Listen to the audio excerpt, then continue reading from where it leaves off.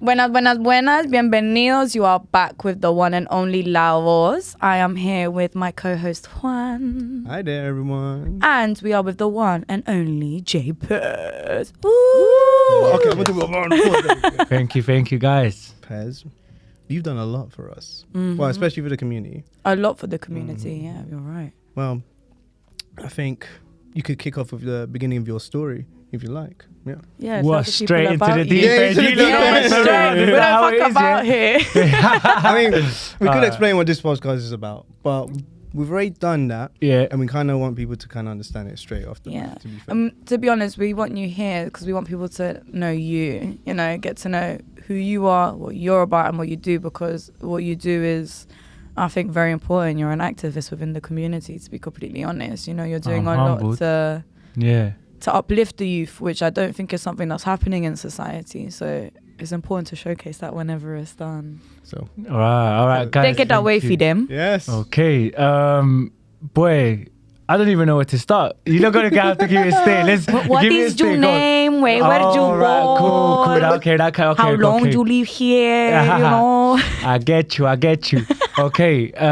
Yeah, guys. So obviously, I'm Juan Lopez. Born in Colombia, Medellin. Actually, no, I was born in Turbo, in Urabá, in La Costa. Vea pues. Yeah. So, it's actually, and then obviously my family moved to Medellin when I was like 2, so mainly from Medellin, Paisa. But I came to London when I was 8, and came over with like the whole gang, all my family, everyone. Like my family's big. Like I think altogether it's like, I don't know, like 45, 50 people. Geez. So no, that's not big. It's a gang. He said big. He meant ginormous. Trust me, the whole squad came through. Aquí viene a Tokyo, a Londres. Trust me. But you know what? Even though it's like I got a big family and everything, I've had like an individual journey. I think I would say, like I just always been someone that's I don't know, like different. And like, I don't know, like, and it's always happened. I think it's only until like recently that I've kind of been at peace with just being different. But I've always been a bit of a misfit. I've always been around loads of stuff, but not quite fitted in. You got like the inner circles. Even within my own family, there's inner circles in my family. Yeah. I know what that feels.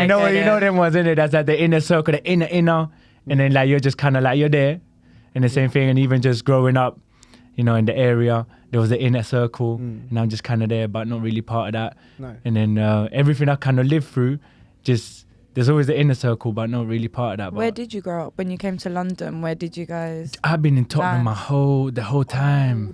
North London. Totty guys. It's up with you guys. Yeah. It's the ghetto. It's the real ghetto, man. Yeah. Well, how does just like go on. How was it because you being in that area was the reason why you kind of got into calisthenics? Because that's like a big part. Bro, all right. How we're going to calisthenics is I would say it's God's will.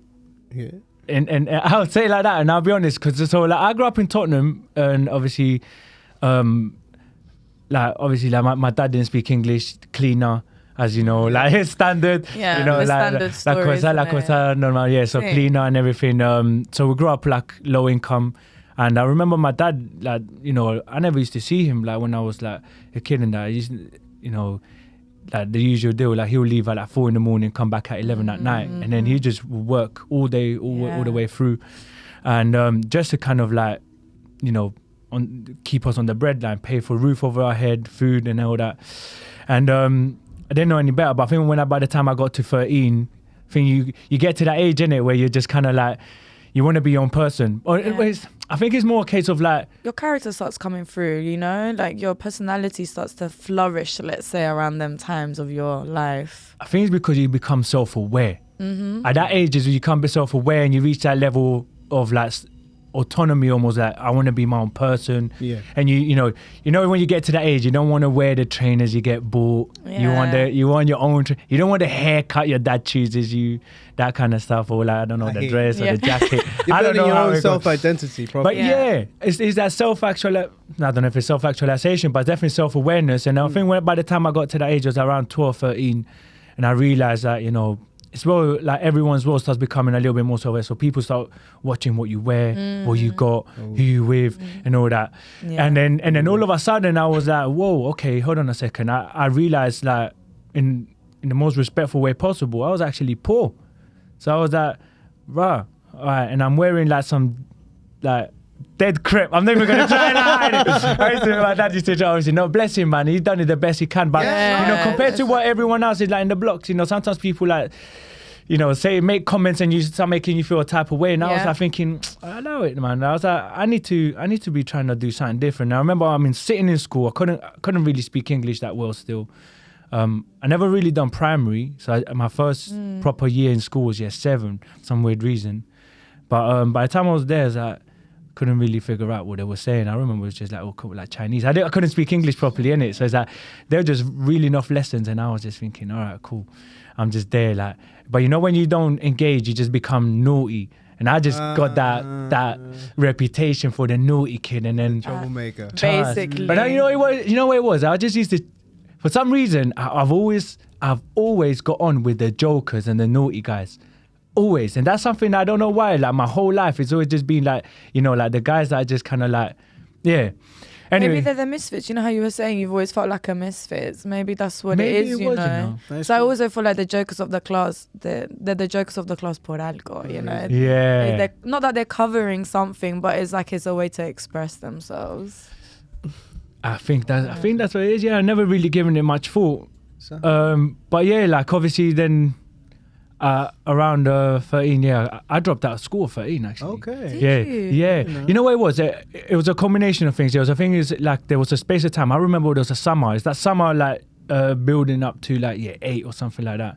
Or it was the one building up to year 8. So like from year 7, the summer was in year 7, year 8. And then I started just proper like going out in the area. And then I remember when I went back to school year 8, they were trying to teach me like Henry VIII and all these things. And I'm thinking, yo, hold on a second, man. How's this going to change my life? Like, how's this going to change my future? Like, I'm living right now a little struggle, or not a little struggle. What I felt back then was a major struggle. And I'm thinking, how are they teaching me these things? And like, this ain't doing nothing for me. And I remember one brethren, Dean, I don't know if Dean, if somehow if you ever see this episode, Cuzzy, you was a major player, bro. But I remember Dean, like, he's one brother from Wood Green. And I remember he's like, he's like he made £60 like 1 week, and then I was like, what? I was like, what do you mean? And then all of a sudden he's like, yo, yeah, like Big T, he's ticking cues. I was like, for those that don't know, like that's like weed and that, like a quart of weed and whatnot. Sorry guys, I know, naughty boy. But it's real life. Yo, but it's real life, you know. In that time, there's a demographic, to be fair. Yeah. I think it's just the norm, and I think it still is the norm, and that's why I do the work I do. Yeah. Obviously, we are building up to the work I do, but I think it all started there when I remember Dean was like, yo, yeah, like, I made £60, bro. Like, I sold a couple cues, and I was like, what? So we go and check Big T, and I was like, yo, what? Can I jump on that as well? And he's like, yeah, bro, cool, boom. Bring me back £40. The profit is yours. So I was like, what? All right. And I remember Dean showing me how to like, do thing. Weigh it all up, do the thing. But I remember we was like, they're just shotting zoots, like all over. And then from there, I started making my first bit of money. I remember when I first bought my first pair of trainers, Air Max 90s. And then I was like, swaggy. I felt like I was the don. Trust me, like, like when you're like going to JD, now you select the crep you want, and then boom, I have that. You feel like a bad man. And then from there, I was like, this is it, man. Forget school. Now I remember I used to go into school, but it was a joke thing. Like school was more like a business for me at one point. It was just like I go in there to do what I do, and then I started becoming really disengaged with it. And I dropped out. Like I think it was like just after the new year. Okay. Well, actually, I got kicked out, and then I went through some wild times from there on. Like my dad obviously he came to the UK to get away from that life. Yeah. And then obviously where I've come here, and and I've gone into that life. Yeah. He was like, oh, you want to be a gangster? Right, go and be a gangster like I did. Boom. And it literally was just get out. And he kicked me out of the house. I went to live at my auntie's. And then yeah, man. And then at my auntie's house is bare naughty. And then I think I got the police knocking at the door and like all that kind of stuff. And my auntie was like, no. Mijo, I love you so much. But boom. And I move around friend's house. So you're moving around. Yeah, and then I just all over the place. And then look, man, I at the age of 14, believe it or not, like I was actually homeless. I remember actually like for 9 months I was homeless. And you know what? Like I was making money, but at the same time, like it was actually, I remember there was actually like 3 months I got robbed as well. I remember one time I got robbed. They took everything I had, and then I was like actually in debt. And then for a long time I was like, I had a couple, like a bit of heat. People were just like, chasing me. It was something like £160 I owed, but back then you think it's that major money, and especially like, and especially then when it's owed. Yeah, it's like, it was a money. stress. Yeah. And then I remember like for 2 months my brother will come and give me his lunch money, and then I'll buy like a Swiss roll and a pint of milk. And yeah, man, it was just like some crazy times and live through all that. It's tough times, it's like a hard life. Yeah, like, so I think, look, without going into the whole soft story, like as a youngster, I went through that, so like quite a few bits, like a lot of different things, but I experienced a lot of like rejection, a lot of like struggle, a lot of confusion, a lot of frustration and anger, and like I got to a point where like I don't know, like you just get to that point where you just feel like I'll watch, and then you just think you bounce back. No, it's not even about. I just thought, right, fuck everything, fuck everyone, and I just went mad, like to the point where I just thought I don't even care if I literally just shut off my consciousness, and I thought whatever it takes to survive, I'm on it. And then I just went on a mad one. And then literally like for those, obviously people who are going to watch this and know what going, they know that we grew up in the area, you knew what we used to get up to. And yeah, man, we done a lot of like wrong. And that's largely why I do what I do now as well, because I feel like I'm on a redemption. I have to be on a redemption path because obviously I've matured, I've grown up, and I've also gone through a journey of like education and personal development. And I realized that I also got to make up for a lot of, I believe in karma, innit? So, and I understand that karma is a universal law, and it's just something that whether you accept it or not is a reality, whether you acknowledge it or not, it will come for you. It will come for you. So like one day. Yeah, one day. I always somehow, say karma has no deadline. Nah. Va a llegar cualquier día. Maybe in a different way, but it's gonna come to you one way or another for sure. Why so direct? Eye contact. I was like, send the confession, bro. I feel like there was a confession there. I didn't even clock that. You were looking at me as well. I was like, ¿qué le pasó? You just had some contact there. Like there was something going on. Yo. I was like, why does she look at you and say this?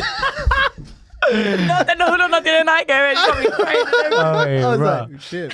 Cool. I saw your face. I was like, ¿qué pasó? Why are you looking at me like that? Nah, but yeah, hey, trust me. Karma's real. Yeah, just put it that way, guys. Karma's real, guys. Trust me. Don't ignore that. But going back, so now that I get that, I didn't even know that about you. But how did you get to Cali then? Right. From there. So at the age of 16, I met someone that practically really changed my life, and he's the first person that introduced me into fitness at 16. It's a guy called Bill, and he was actually much older. He was like in his 50s, like mid 50s. Yeah. And I remember by about 15, 16, I started getting involved in like a lot deeper stuff, selling a lot of different stuff, and it was So like all of a sudden he was like, "Rah, like you're so young, like how comes you're in this?" And then we got chatting, and he was like, "Look, do you like boxing?" And I was like, "Yeah." And he got me into boxing, and I remember he used to have a little gym up in Palmer's Green, and then a couple of us from the ends we used to go and box there. And he put together like a little group of us that he became our mentor, and like, stop wearing those trousers down like your ass, like put them up, stop wearing hoodies, like wear collar shirts. It's like if you want people to take you serious and you want to be someone in life, you can't dress like a tramp, anyone with money will never touch you. And I remember he used to tell us just loads of different stuff, and then slowly we started like changing, and then he started also as well like opening our eyes to different things. And cut long story short, look, like I got into like fitness, and he got me into fitness. And I remember that fitness was something that really helped me just like channel. I remember when I used to hit that bag, boy, I used to hit it full force. Like I actually used to hit it with intention. I wanted to break my own arms. Like when I used to hit it, I was like, right, I'm gonna go off. And I remember I used to just punch it so hard. I genuinely wanted to break my own arms. Like just used to take out all the anger on that. But I find it so therapeutic. Yeah, like, it is. For me, it was just that I used to walk out and just feel like, yeah, like. See, I think it's like a healthy way to channel that energy. Yo, trust me, it's number. But since then, from 15, 16, all the way till today, this very moment, fitness has been the one thing that's been like stable throughout my life. I've gone through ups and downs, loads of different changes, everything, all this stuff. But fitness has been like that thing that's kept me just kind of like always moving forward. As I've always felt like as long as I'm doing my fitness, as I'm keeping healthy, as long as I'm, progressing and growing, getting stronger, getting fitter, faster, improving some kind of physical skill, I feel like I'm growing and developing. And that's always kind of been that. So with that, my life progressed. I got into much deeper stuff, and at the age of 19, I got into some serious trouble. Like when I say serious trouble, it's that my life was on the line. And to put it this way, like even like my at the time, my girlfriend's life, got threatened. My daughter's life got threatened, and like generally it was like peak. And I was like, right, I got to really switch it up. And I remember, I think it was in the space of 3 months.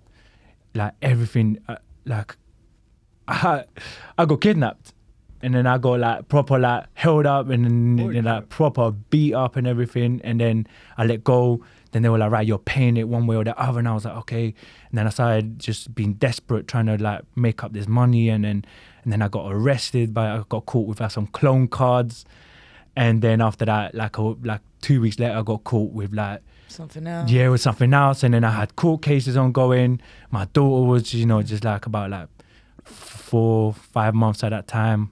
Like my girlfriend's telling me, right, you need to really think about, what you're doing, because if this is the life you think you're going to give us as a family, then I don't want to be part of that. So I was like, rah. And then this whole things and everything. And I remember it was just one afternoon I went to see the solicitor, and he's like, look, you're looking at like jail, man. Unless you actually show that judge that you're radically changing your life, as in you get yourself a job or like get into college or something like that, like, you're going in. So I was like, whoa.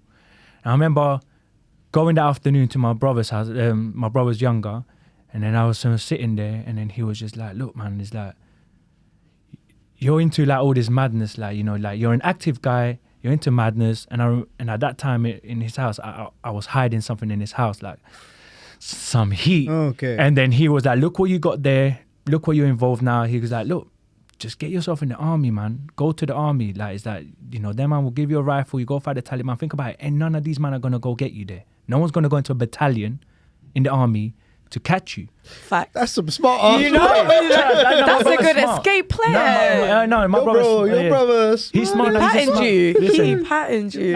What are they going to do? You know...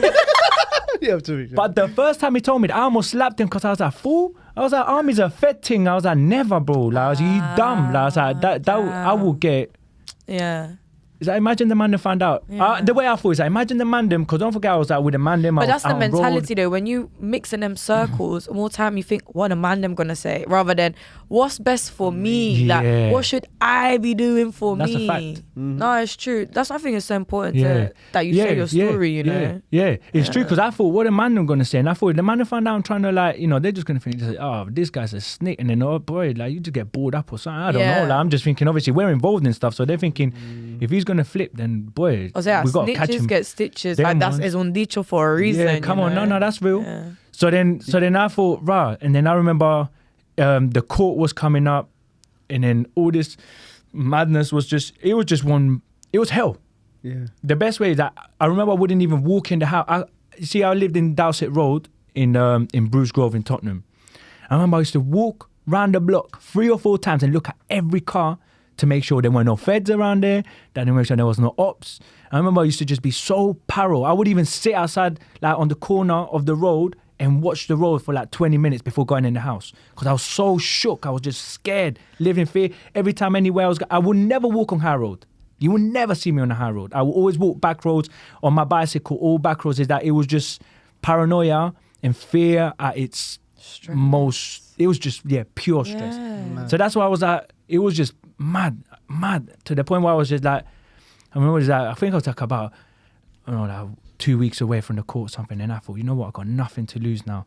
I'm gonna go to this army thing, and I walked into that careers office, and Tottenham Court Road, and the doors open, and then I walk in, and it's that free desk. You got RAF, Navy, Army, and I'm thinking like, oh shit, Which one do I choose? Hold on, I didn't think this far. Trust me, I stood there on the road. I like the ground, the sea, the air. Well, this is the thing, I didn't even know which is which. But for real? Not bro. I walked in there not having. All I knew was just army. Their man got guns. They go and fight Taliban. Cause the moment it was hot on Afghanistan, and then I was just like, right, army, rifle, boom. So when I see RAF and Navy, I'm thinking, all right, Navy. I know about Navy. I've heard about Navy, and and then RAF. I'm like, okay, Air Force, right? I didn't even clock. And I was like, so I'm standing there, and then like they were looking at me, and then the army like sergeant was like, obviously I didn't know it was a sergeant, but after clock it was like the army guy stood up. He's like, yeah, can I help you, lad? I was like, oh yeah, please, I'd like to join. And then he was like, okay.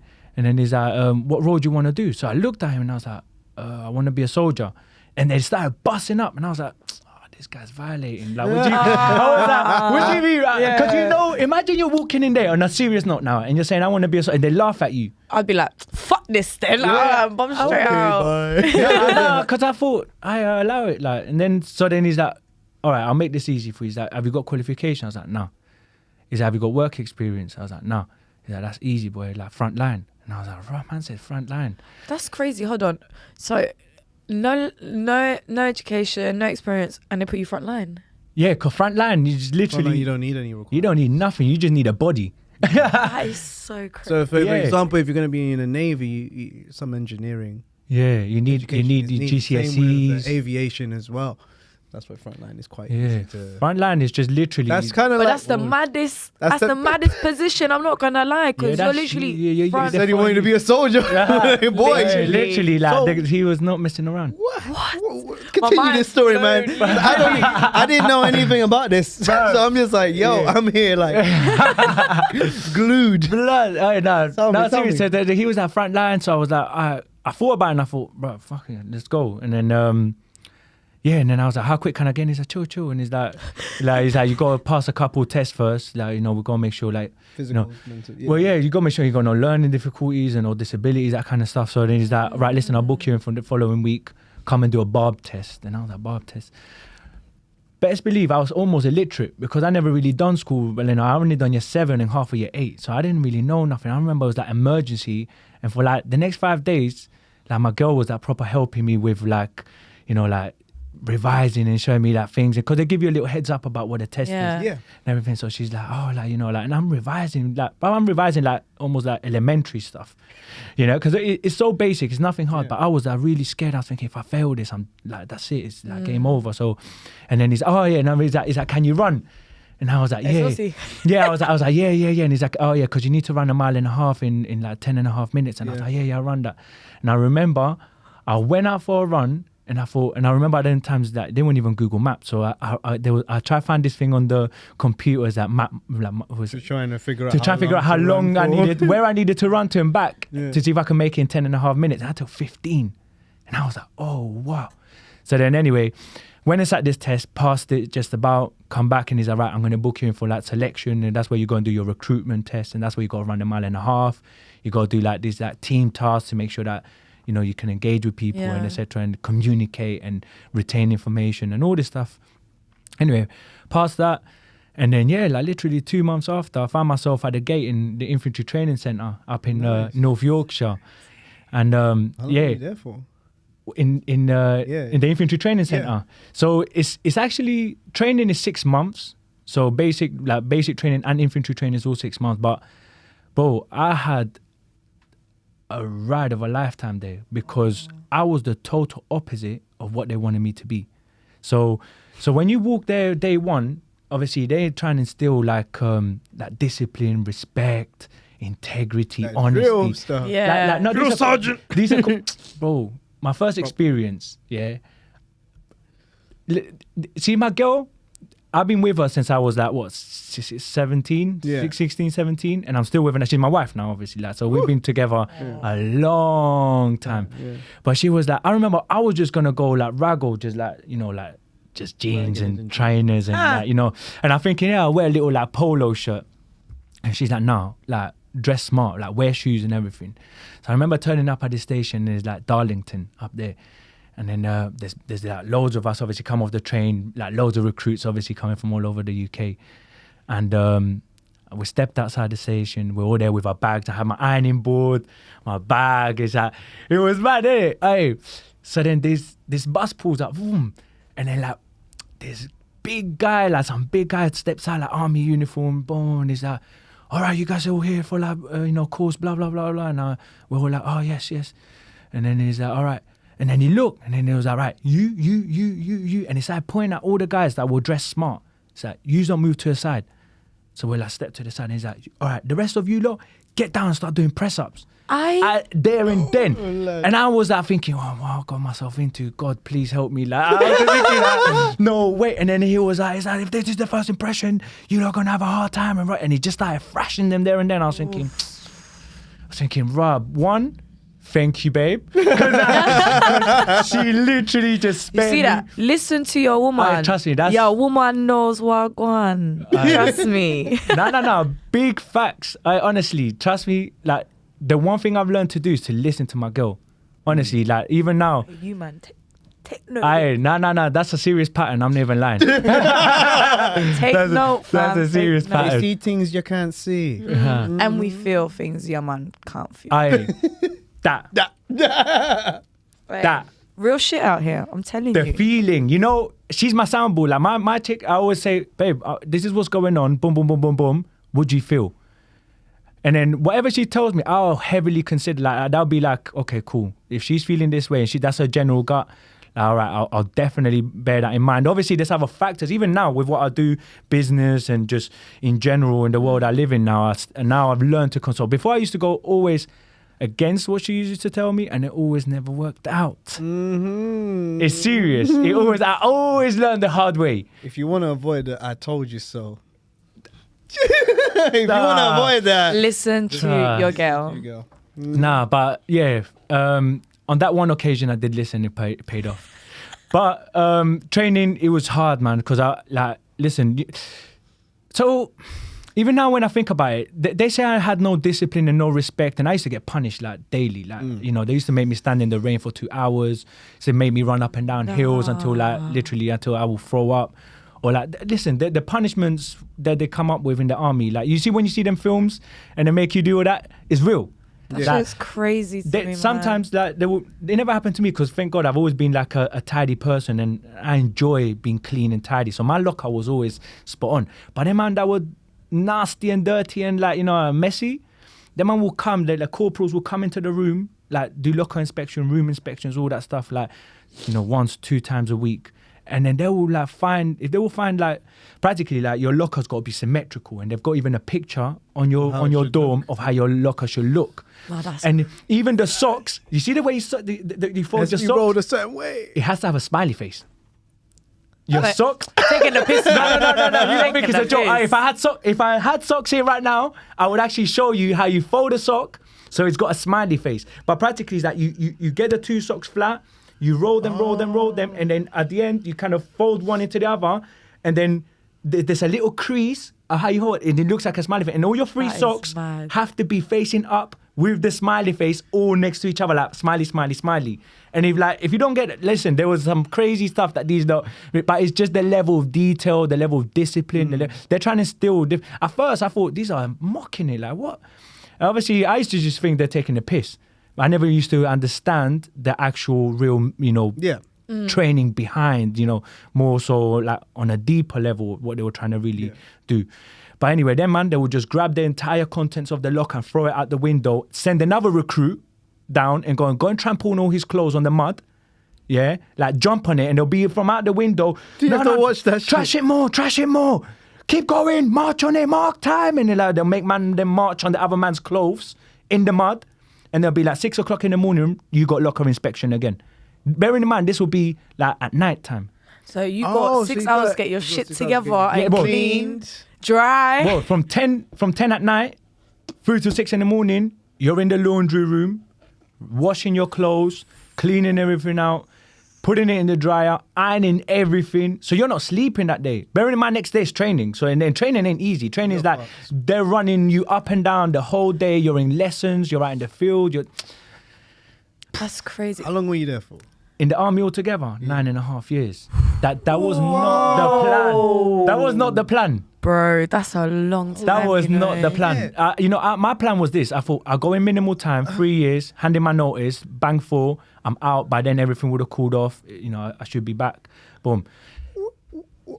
I'm just looking at this. I'm going to make sure there's enough time for this. Yeah. And in the briefest way possible. How did explain me from there? How I got into calisthenics. To calisthenics. Right. So I literally, in about 2 years into the army, I had a guy that changed my whole life. Yeah, okay. It's a guy called Gaz Bowen. He was like the first sergeant, the first real mentor I had. Yeah. And he was the first person that actually took time to invest and explain things to me. And he really broke the meaning of things down in a way that I would understand it, but more importantly, I would know how to apply it. And he would be like, look, you've got so much potential and you always get in trouble because you just got no discipline. He said, I want you tomorrow to start turning up 20 minutes before parade. I'll always be late, the last man on parade, running in when they're calling names. And he took me for a process. Cut a long story short, he taught me how to win. Cool. From the time this guy started really showing me how it's done, I started understanding, and then I started winning. And then in a short space of time, I think it was about 2 years, I specialized in reconnaissance. I promoted to a lance corporal. I became a physical training instructor. About a year and a half later, I became a sniper. Then I became a corporal, and then I became a military instructor. So then after I was training recruits. I was a corporal training recruits. Nice. Leveled up. So I leveled up like quick though, because I got it. Because he took the time though to really break it down. So my last role, I was a training instructor at the Army Foundation College, training junior recruits. And I got tasked to work with the ones that were really struggling in training. And when I turned up and see what platoon it was just the man them.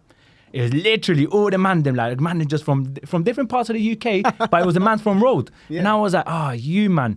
And I clocked. For fuck's sake. Man, come over here to get away from you, man. You might come in. Nah. No, but you know what it is? It's because this is what I clocked after, looking back in hindsight. You see, because when you grow up on Road, you don't take shit from no one. You can't. Otherwise, you're a meal. Yep. So when we go into the army and we got this little skinny, blonde youth screaming at you because he's got 2 stripes and he's a corporal and screaming at you. I was looking at them thinking, bruv, I will smoke you all day long. Literally, you will never stand a chance if I really actually just decided to do something to you. And that's frustrating. And I think that's what happens to the man on Road. When they go into the army, obviously they have this, they can stand up for themselves. They're not scared. And you see the rank in the army see that as almost disrespect because everyone else cowers. Everyone else I'm sorry, corporal, and proper shook. But I wasn't. I was just staring. Even the sergeant major would be like, shouting at me. And I'd be like, yes, sir. And I'd be just looking at him in his face, but just thinking, you're a man at the end of the day. Yeah. Because you got a rank, fair one, I respect it, but boom. Anyway, moving to calisthenics. Yeah? Because I know we won't need to get to that point.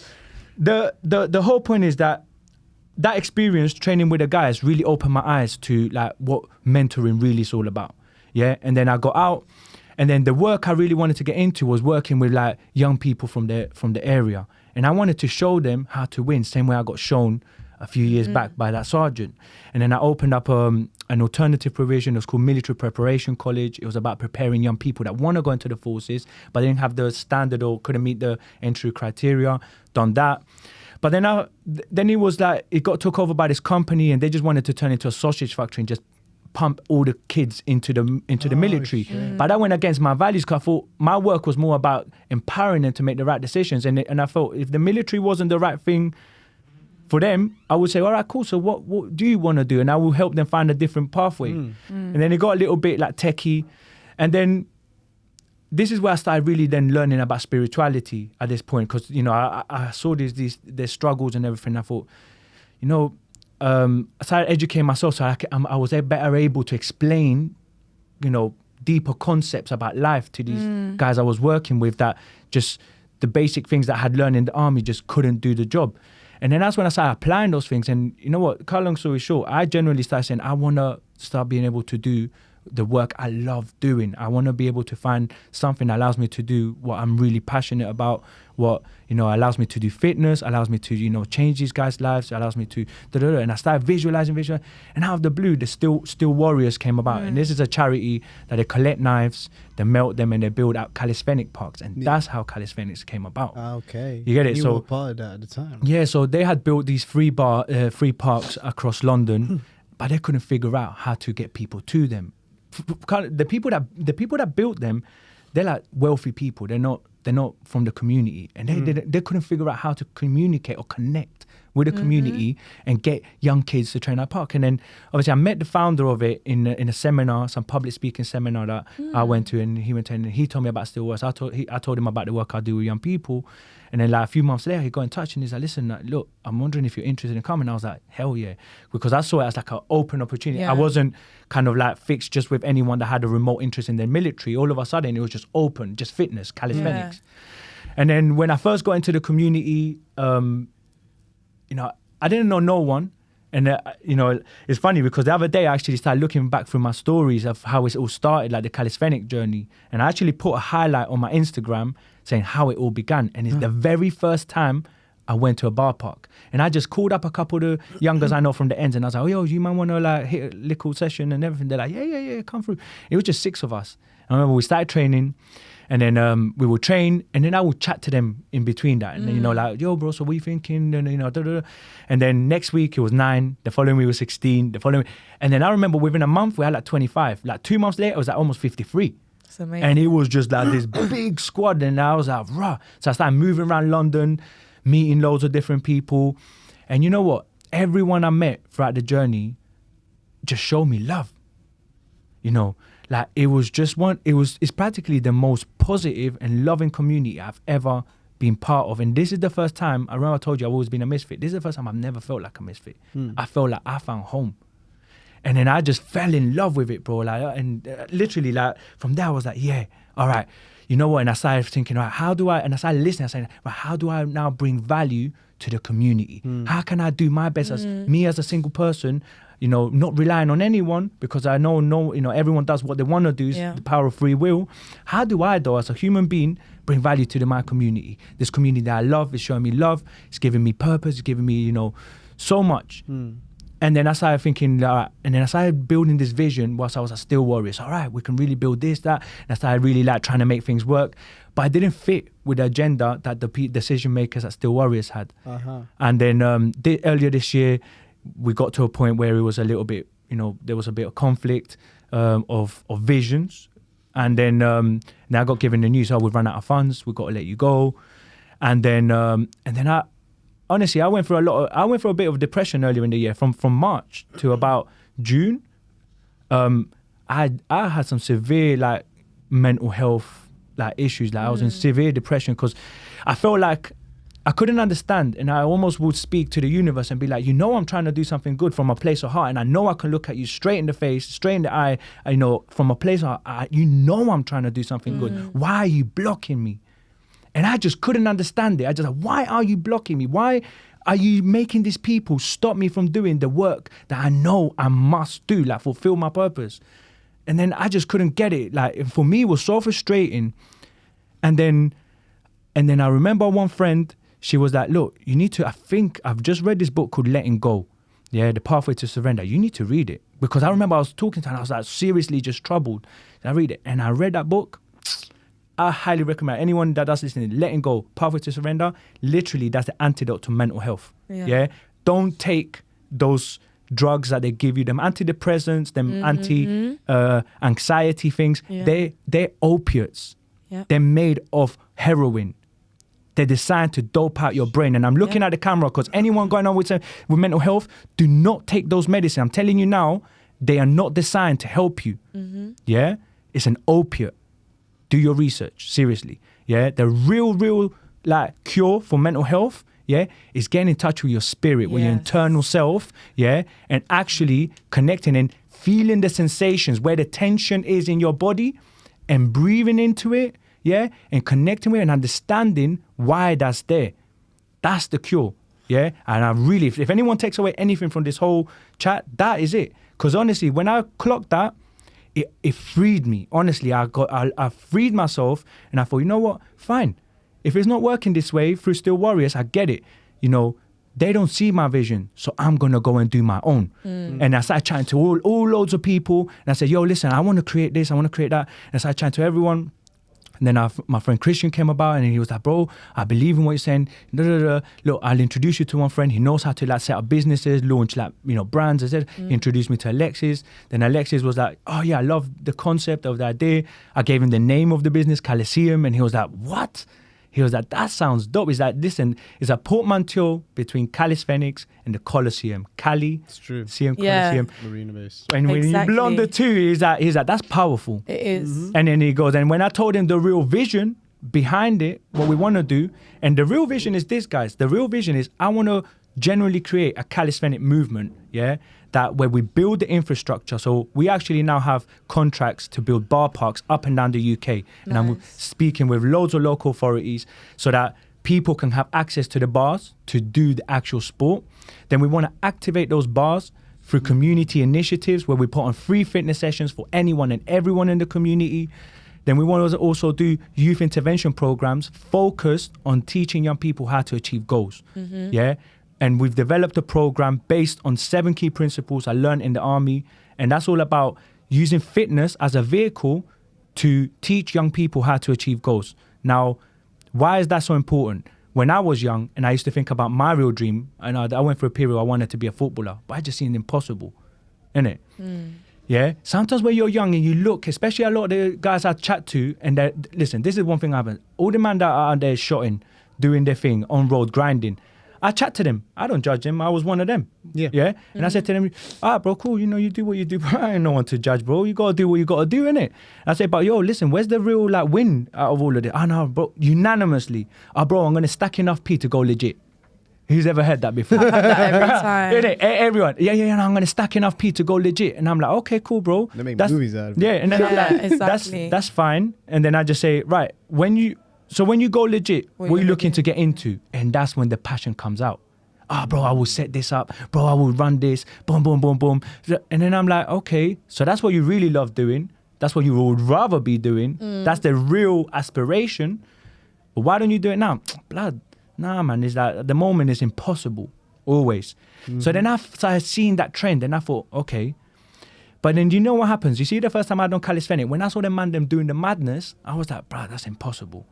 That is true. Innit? When you see people do mad shit, you're like, when you see them Cali man do the madness, you're like, blood, that's impossible. like that headstand myth. Spider-Man, and you're like, how do you know that? But you know, then that is the perfect vehicle to teach the youngers how to achieve an impossible goal. So when you look at human flag and you're like, Bunda, that's long. I never do that.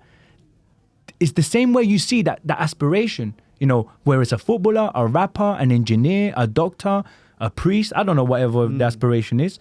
But when you look to the future and you see that aspiration, you're like, it's impossible. So then I thought, it's the same thing with Cali. When they see those moves, so I thought, if I can get, and this is what I started doing with the youngers, I started saying, right, listen, let me give you a thing. Just get one muscle up.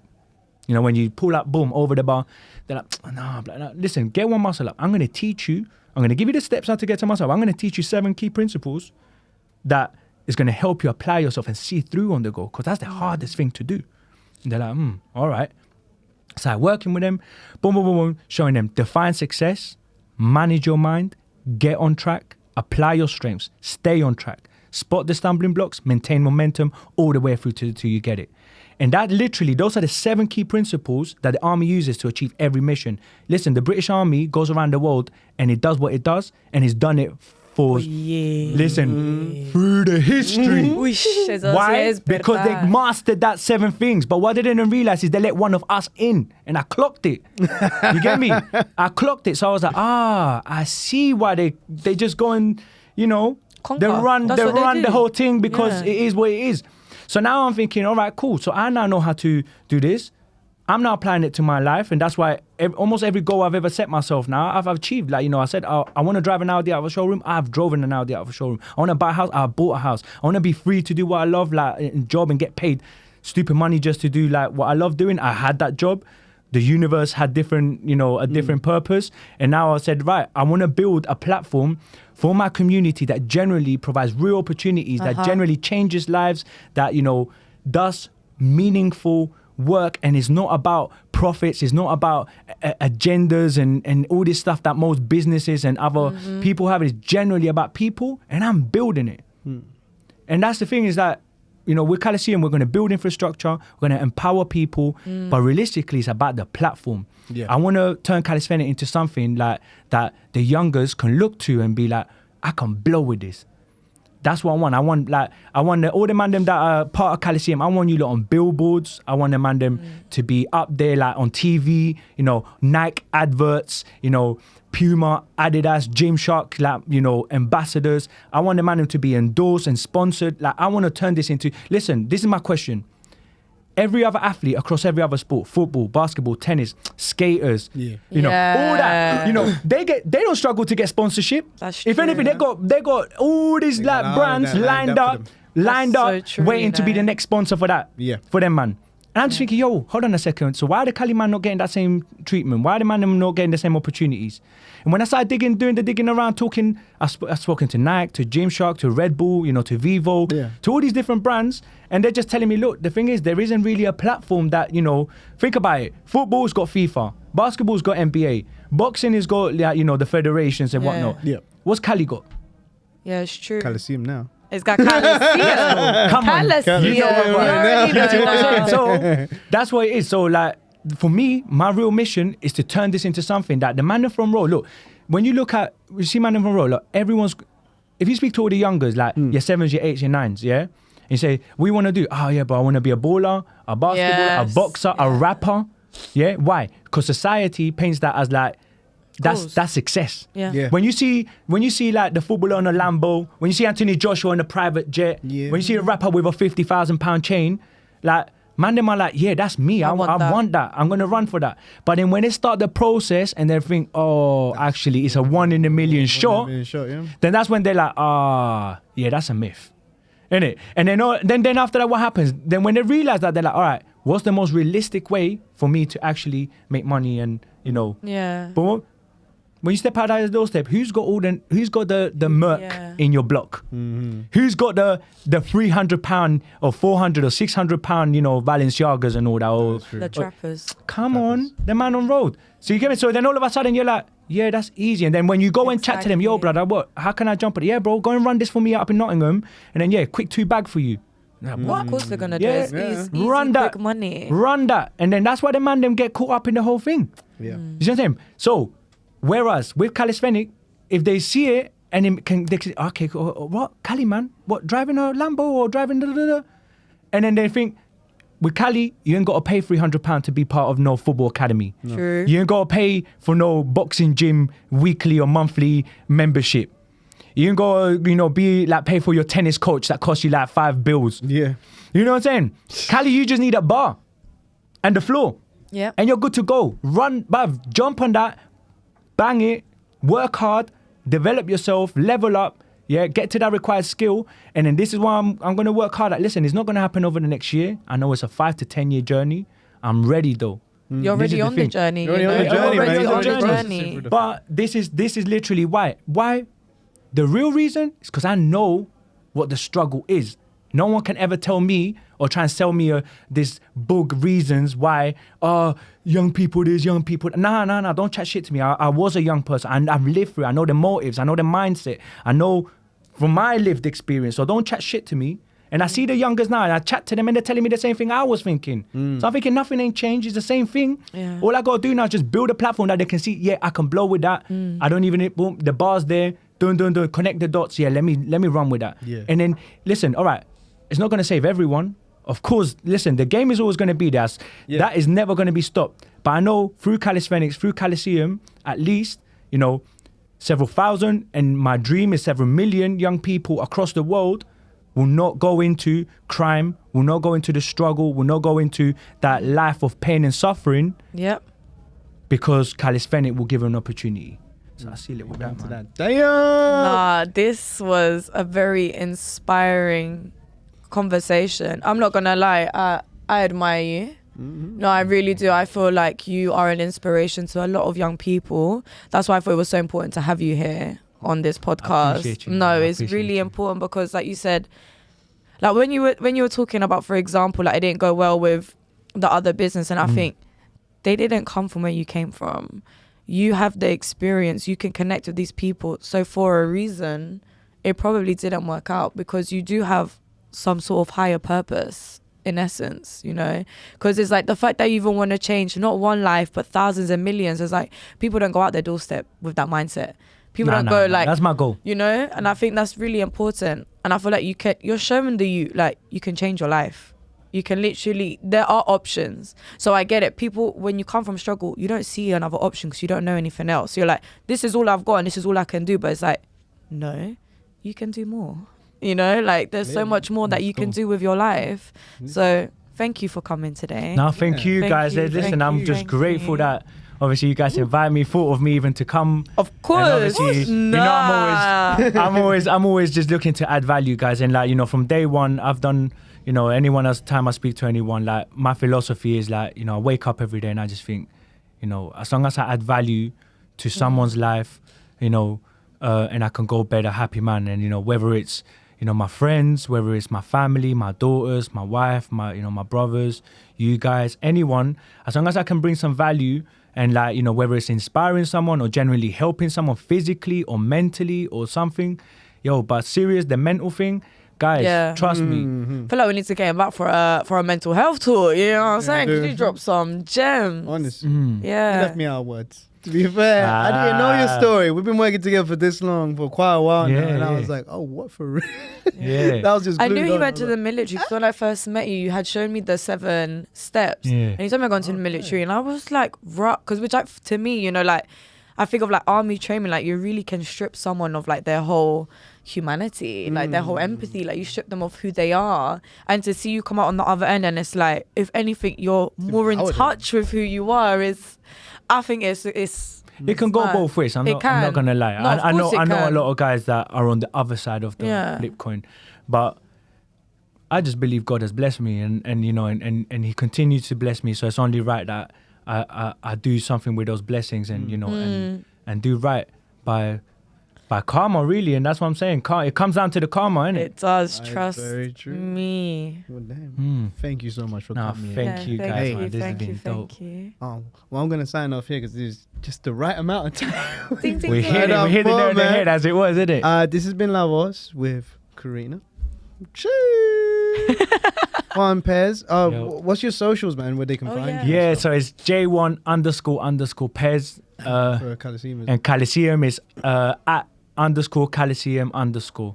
So yeah, guys, keep an eye on that. Yeah. Hopefully have that somewhere on the I will video. Put that somewhere on the video. yeah. But just switches back to the wife. Thank you very much, guys, for watching. This has been Juan Pez for being our guest here today. Thank you, guys. Hope you enjoyed. Thank you for an exceptional conversation, Juan. It's been amazing. And thank you for today, Juan. Oh, thank you. Esto callo. Yeah.